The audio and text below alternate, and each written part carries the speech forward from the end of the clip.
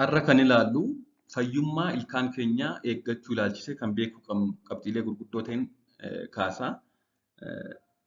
Fayyummaa ilkaan keenyaa eeguuf saamunaa ilkaanii fayyadamuun qulqulleessuun barbaachisaadha. Kana eenyuyyuu ni beeka. Yeroo ilkaan keenya qulqulleeffannu qabxiiwwan ilaalcha keessa galchuu qabnu kan ilaallatudha kan inni nama kaasu. Isaan keessaa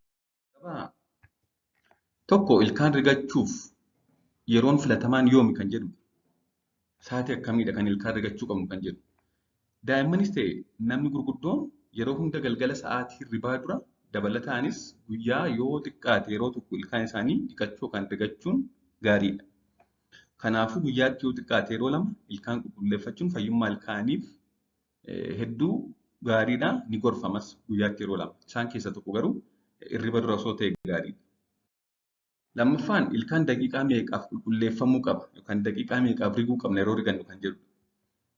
Baay'ina ilkaanii namoonni qaban irratti kan hundaa'u ta'us inni guddaan kallattii hundaan ilkaan keenya qulqulleessuu keenyadha. Baay'ina ilkaanii irratti ni hundaa'a. Kan daa'immaniif kan nama gurguddaa tokko ta'uu danda'a. Haa ta'u malee inni guddaan daqiiqaa isaa osoo hin ta'in duraanis duubaanis gidduu isaas irra keessa isaas riguu keenyadha. Qulqulleessuu keenyadha jechuudha. Haa ta'u malee giddu galeessaan garuu daqiiqaa lamaaf qulqulleessuun ni gorfama. Yeroo ilkaan rigannu daqiiqaa lamaaf riguu qabna. Sadaffaan daa'imman ilkaan rigachuu kan jalqaban yoom jalqabuu qabu kan jedhudha. Akkuma ilkaan daa'imummaa margeen burushii lallaafaa ta'een fayyadamuun jalqabuu qabu. Jechuunis naannoo ji'a ja'aa yeroo ilkaan biqilchuu jalqaban burushii lallaafaa ta'een xinnoo bishaan fayyadamnee irraa rignaa. Haa ta'u malee hanga waggaa lamaatti saamunaan fayyadamnu daa'immanii fi waggaa lamaa booda kan nuti saamunaa xinnoo hanga jetaraa geessu fayyadamnee ilkaan isaanii riguu qabnu. Kanaafuu kan isaan rigachuu jalqabatan naannoo ji'a ja'aa yeroo ilkaan biqilchuu jalqabu hanga waggaa lamaatti saamunaa malee waggaa lamaa booda immoo saamunaa xiqqoo fayyadamnee riginaaf jechuudha.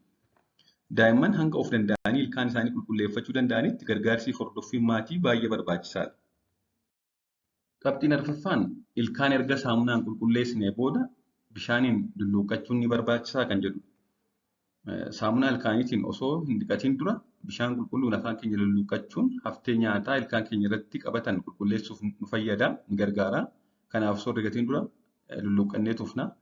Sanaa booda saamunaa filooraayidii qabuun erga dhiqannee booda saamunaan hangi xixiqqoon ishee filooraayidii yoo ilkaan irratti hafe gaariidha.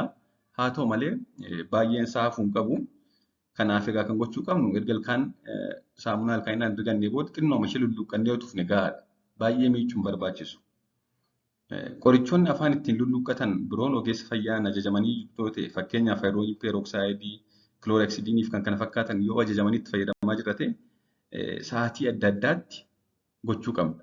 Ilkaan ganamaaf galgala yoo riganna ta'e haayidroojin peeroksaayidii yookaan kilooreksidiinii ajajame kan ammoo sa'a laaqanaa fa'aarratti itti fayyadamuu dandeenya jechuudha. Wal duukaa itti fayyadamuu hin qabnu. Qabxiin shanaffaan ilkaan gidduu maaliin qulqulleessinudha? Ilkaan yeroo rigannu keessuma isaaf ala isaadha gara caalu akkasumas irra keessa gidduu isaa asirratti kan barbaadne gidduu isaa maaliin qulqulleessinu akkasumas burushii ilkaanii akkamiin kaa'uu qabnaadha. Ilkaan lamaan gidduu qulqulleessuuf kanaaf kan jedhamee kan qophaa'e floos kan jedhamu fayyadamuun barbaachisaadha. Akkasumas akkaataa burushii ilkaanii itti keenyu ilaalchisee jalqaba burushicharraa saamunaa fi haftee nyaataa sirriitti dhiquun kutaa isa ittiin qulqulleeffanne kutaa isa ittiin riganne sana ol garagalchinee akka gogu iddoo qilleensa argachuu danda'utti kaa'uu qabna. Erga miicnee booda ol garagalchinee dhaabuu qabna jechuudha. Inni ittiin riganne sun ol galagalee qilleensa irra turuu qaba. Itti ashagnee yookaan cufnee kaa'uu hin qabnu. Burushii ilkaanii nama biraa waliin yookaan maatii waliin fayyadamuun gonkumaa hin danda'amu gaarii miti. Qabxiin biroon burushii ilkaanii yeroo hagamiitti jijjiiruu qabna? Takka fayyadamuu yoo jalqabne yoom jijjiiruu kan jedhudha. Ji'a 3 hanga ji'a 4 yeroo jiru keessatti geddaruun gahaadha. Yoo rakkoon biraan jiraanne burushii tokko ji'a 3 fayyadamuu dandeenya.